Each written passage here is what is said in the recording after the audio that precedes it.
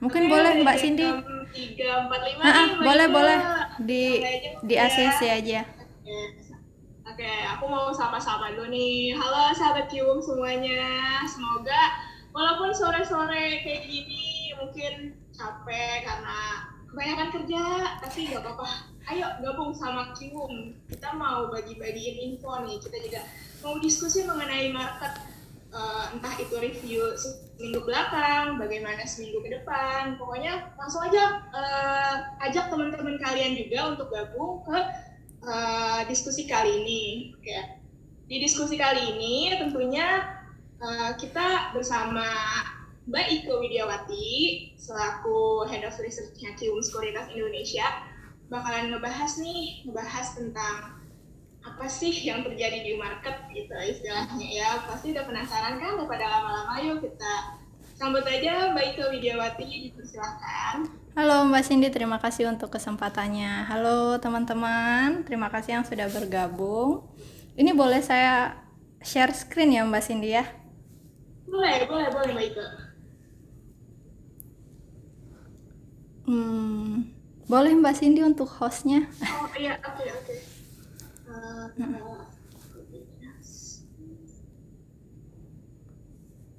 Oke. Oke, sudah Mbak Ike.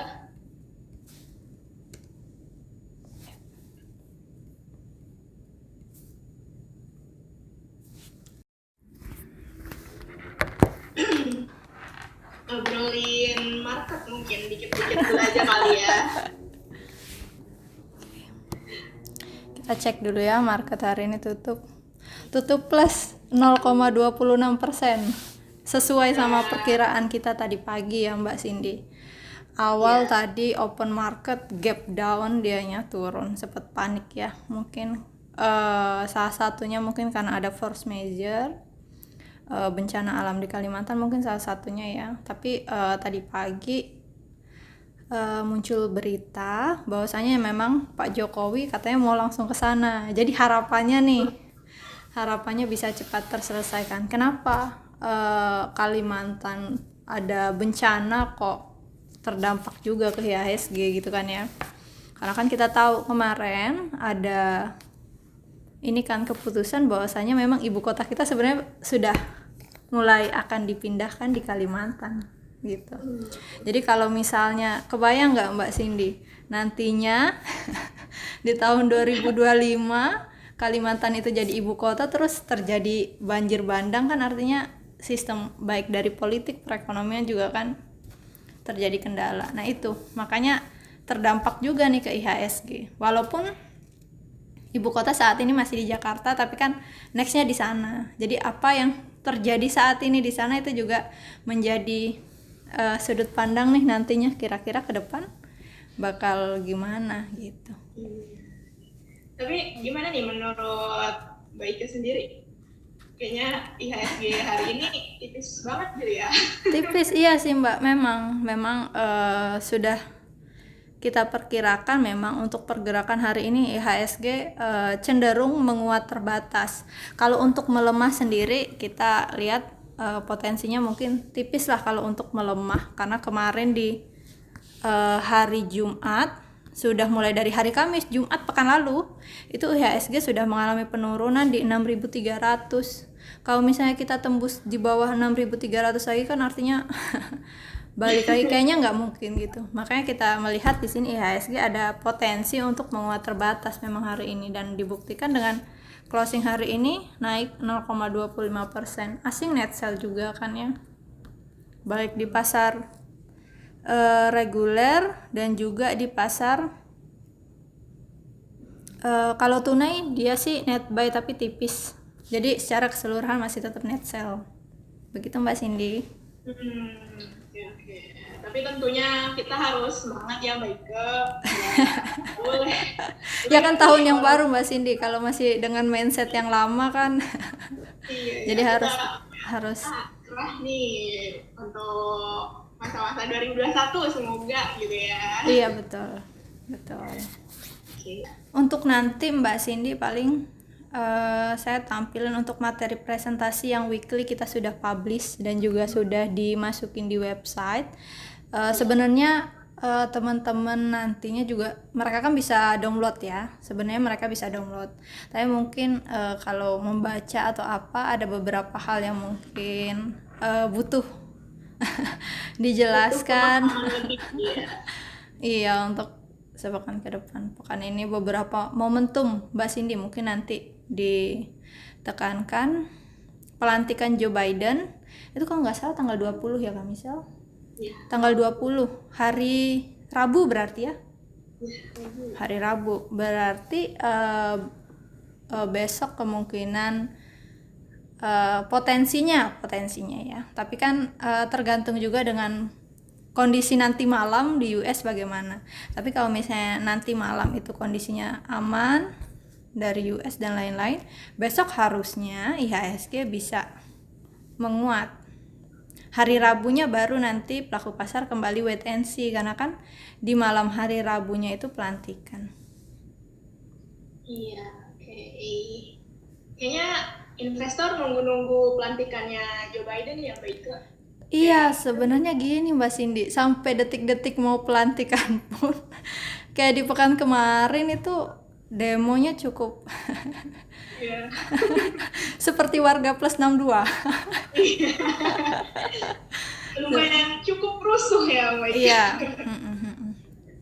Yang artinya berarti Mbak Cindy, dari pendukungnya Trump kan mereka masih belum bisa menerima.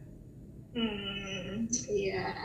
Beberapa hasil-hasil dari electionnya mungkin mereka menduga ada yang apa mungkin kurang sesuai dengan mereka. Makanya itu kan masih terus terjadi ya pertentangan. Sebagai investor kita nggak boleh down mungkin ya Mbak Ike dengan berita-berita semacam itu. Namanya investasi itu nggak boleh down, cuman Mbak Cindy, resiko itu harus tetap diantisipasi, harus tetap melihat resikonya harus tetap dilihat ya. Kalau kita mau investasi ngegas terus gitu kayak ngegas terus, nggak lagi dilihat apa ini under value atau over value juga, walaupun dengan uang aman, uang dingin gitu kan, itu juga beresiko sih. Saham kan salah satu instrumen yang high risk high return gitu. Iya. Ini saya langsung kita lihat untuk market data yang terjadi di sepekan kemarin ini. Mulai dari hari Senin hingga Jumat perdagangan, 5 hari perdagangan pada pekan kemarin kita bisa melihat di sini IHSG compare dengan indeks di bursa Asia lainnya. IHSG ini pada pekan kemarin Mbak Cindy mengalami kenaikan 1,85%, tertinggi nomor 2 di Asia setelah Hang Seng. Adapun ada 2 indeks pada pekan kemarin yang mengalami penurunan, dari Kospi dan juga dari Taiwan. Nah, untuk kita lihat di sini, bagi teman-teman mungkin ngelihat Mbak Ika ini IHSG sudah mahal atau murah sih kalau misalnya kita bandingkan dengan saham-saham di Asia. Ini kita bisa lihat di sini pair. Jadi IHSG juga ada rasio pairnya Mbak Cindy, bukan hanya saham. Di sini kita lihat Indonesia itu pairnya di 29,90 kali. Ini sekedar informasi, bulan Maret tahun 2020 Mbak Cindy, pairnya IHSG itu sempat diangkat 7 kali. Jadi 7 kali, sekarang sudah di angka 29,90 kali. Artinya IHSG ini sudah naik signifikan banget. Nah, sekarang kita bandingkan dengan Korea, China dan juga India ini untuk angkanya, radiusnya kira-kira kalau misalnya di sini warnanya masih warna biru, nanti teman-teman mungkin bisa lihat di materi presentasi. Kalau warna biru itu tandanya masih lebih rendah dibanding rata-rata indeks saham di bursa Asia. Tapi kalau warnanya sudah warna pink, merah seperti itu, artinya sebenarnya sudah cenderung tinggi dibanding dengan rata-rata indeks di Asia. Nah, untuk kita lihat Mbak Cindy, pergerakan IHSG di pekan ini sebenarnya ada 2 driver yang akan menggerakkan, yakni dari pertemuan Bank Sentral Indonesia untuk membahas kebijakan suku bunga 7 days reverse repo rate. Kalau kami sendiri memperkirakan untuk 7 days reverse repo rate kemungkinan masih akan stagnan ya di level sekarang di 4%-an. Sebenarnya ada sih peluang untuk Bank Indonesia menurunkan tingkat suku bunga, karena kan kita lihat untuk inflasi sendiri masih cukup rendah, yang artinya memang daya beli masyarakat belum benar-benar pulih saat ini. Artinya sebenarnya peluang untuk penurunan suku bunga ada. Namun kami melihat di sini Bank Indonesia mungkin akan lebih cenderung menahan. Seperti itu. Jadi probabilitasnya ada 2. Menahan atau menurunkan. Nah, kami di sini lebih cenderung kepada menahan tingkat suku bunga, seperti itu. Adapun untuk momentum yang kedua di sini Mbak Cindy yang teman-teman bisa perhatikan adalah nanti di tanggal 20, tepatnya hari Rabu, kita nanti sama-sama lihat mungkin IHSG akan didriver oleh sentimen yang berasal dari US, di mana pada saat itu adalah pelantikan presiden terpilih yakni Joe Biden. Nah, yang harus kita lihat adalah bagaimana stabilitas di sana, demonya bagaimana, begitu. Oke, kita lanjut ke slide berikutnya. Di sini untuk indeks sektoral sendiri, dalam sepekan kemarin kita lihat memang sektor mining seperti Inco, Antam, Tins, beberapa saham yang memang basicnya adalah nikel itu cukup tinggi kenaikannya, sempat auto reject bahkan ya. Untuk Antam sendiri dalam 1 minggu itu mengalami kenaikan di atas 20%, kemudian diikuti dengan saham-saham farmasi, karena kemarin kita flashback sebentar, kemarin Jokowi, Bapak Jokowi, Raffi Ahmad, dan beberapa memang pejabat-pejabat negara melakukan vaksinasi, seperti itu. Kita lanjut.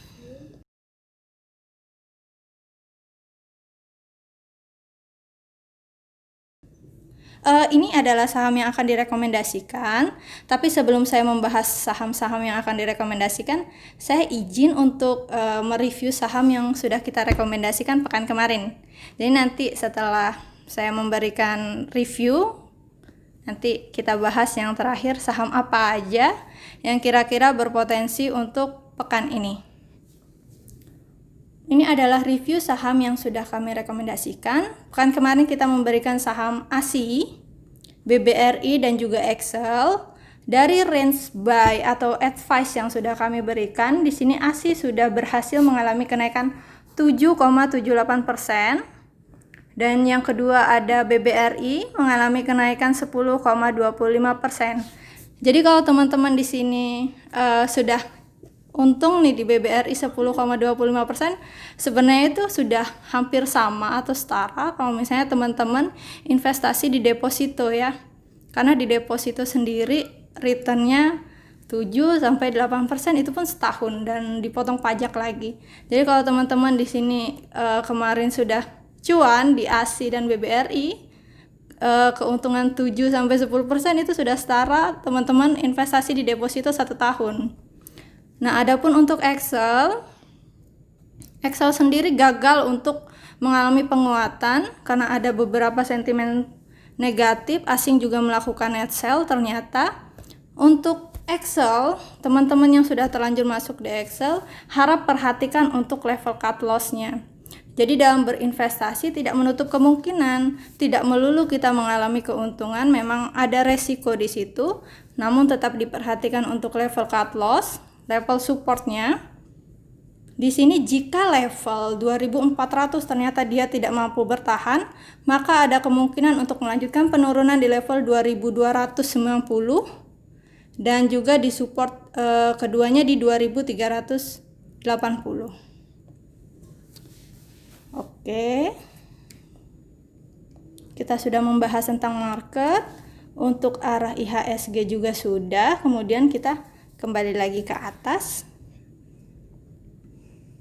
Ini adalah saham yang kemungkinan memiliki potensi dan peluang untuk pekan ini.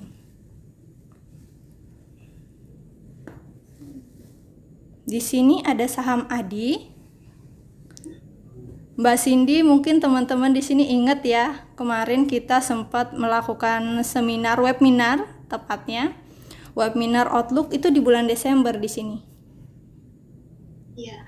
Oh, di sini, maaf. Pekan berapa ya Mbak Cindy waktu itu ya? Pekan kedua atau pertama ya?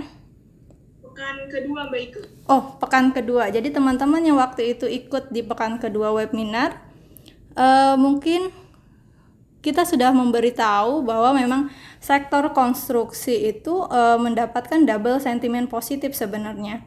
Baik dari konstruksi, anggaran konstruksi dari pemerintah yang cukup besar, hingga 40% kenaikannya dibanding tahun 2020, dan juga adanya sentimen positif dari pembentukan SWF.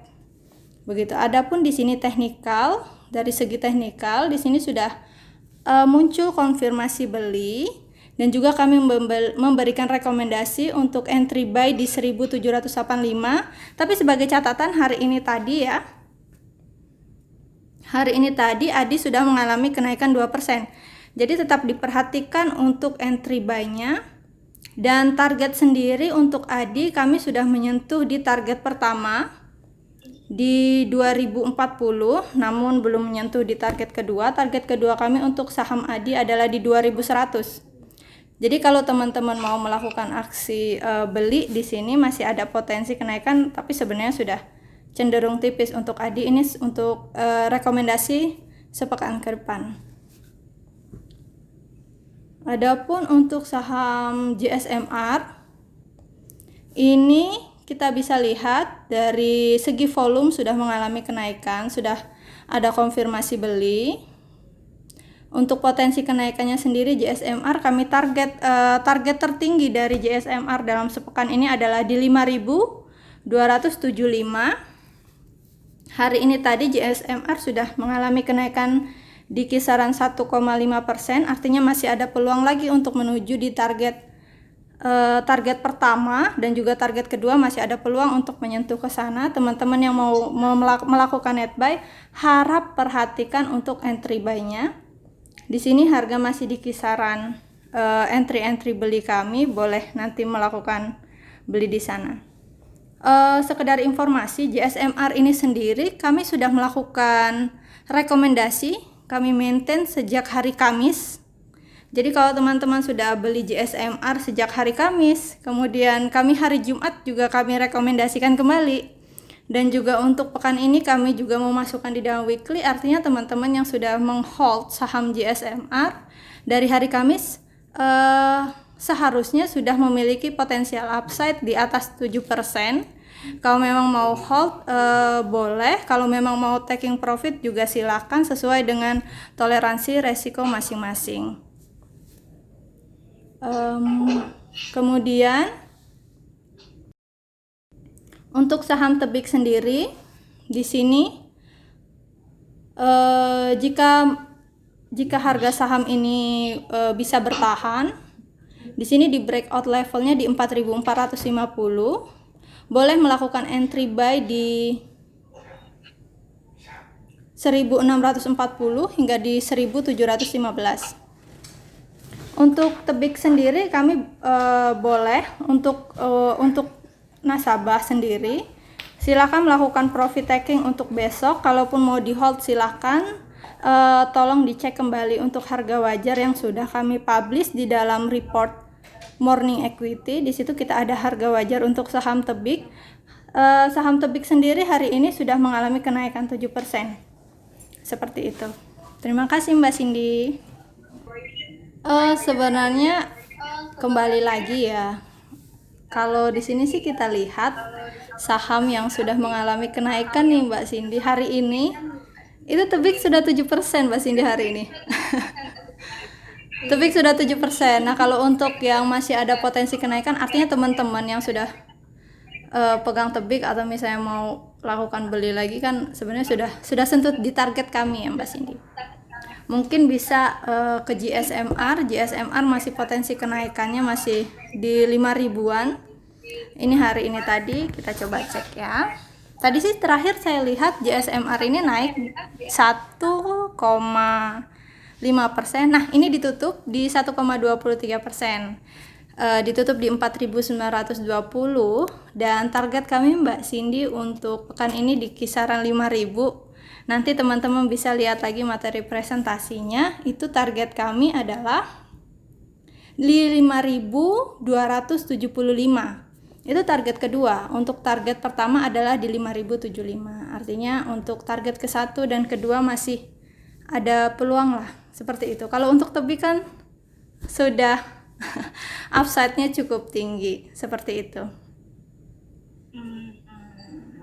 Oke.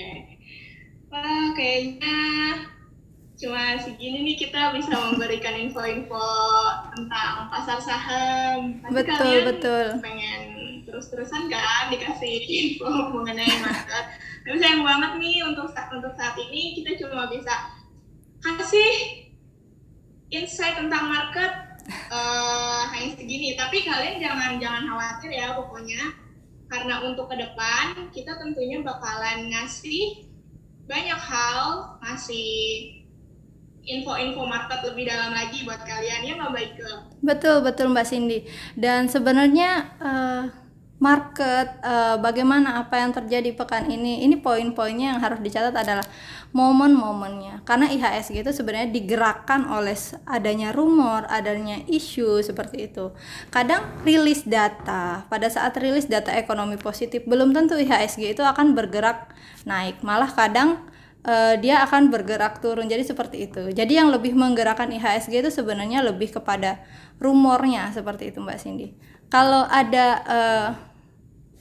bahkan ada pepatah bahwasanya buy rumor, sell the fact gitu. Jadi kalau misalnya untuk faktanya sendiri sudah rilis, itu pelaku pasar malah biasanya melakukan aksi jual. Pada saat rumor ketidakpastian itu malah biasanya pelaku pasar gencar. Seperti kita ambil contoh Inco, Antam, itu kan sebenarnya untuk Tesla sendiri pertemuannya baru di bulan Februari, seperti itu Mbak Cindy. Tapi saat ini harga saham sudah dari Desember, rumor muncul, itu pelaku pasar sudah melakukan adjustment. Karena sebenarnya pasar saham itu bergerak lebih dulu daripada rilis datanya. Seperti itu Mbak Cindy. Jadi teman-teman mungkin bisa dilihat dari apa yang mungkin akan mendriver di IHSG. Oke, mungkin untuk saat ini kita cuma bisa ngasih segini ya nggak Baike. Tapi nanti besok-besok tentunya bakal lebih seru dong ya dari rekomendasi-rekomendasi yang diberikan oleh riset Q. Pasti bakalan semoga cuan gitu, oke. Nah, sekarang kita sesi foto dulu ya teman-teman. Teman-teman boleh nih di on-in dulu nih kameranya.